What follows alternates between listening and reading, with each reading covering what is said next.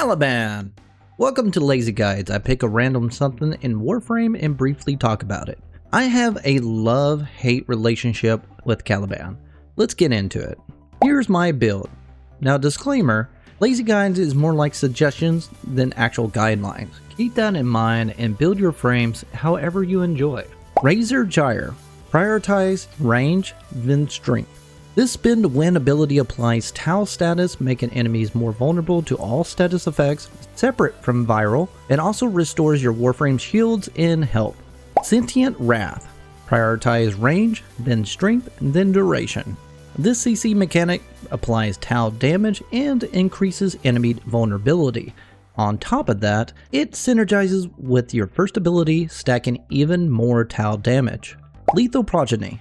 Prioritize duration, then strength. This provides 3 sentient minions to summon, but in this guide we'll be focusing only on the Ortholist. That's because his only current augment, Razor Mortar, groups enemies together while the Ortholist fires electric damage for 6 seconds on the unlucky cluster targets.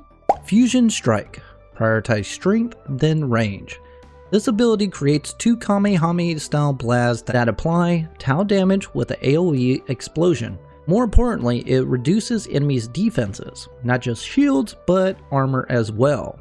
For his passive, allies within affinity range gain up to 50% resistance to the damage types they're currently taking, similar to the adaptation mod. For Archon Shards, I recommend Violet Shards gain ability damage affected by electricity status, or Crimson Shards for more duration on this build.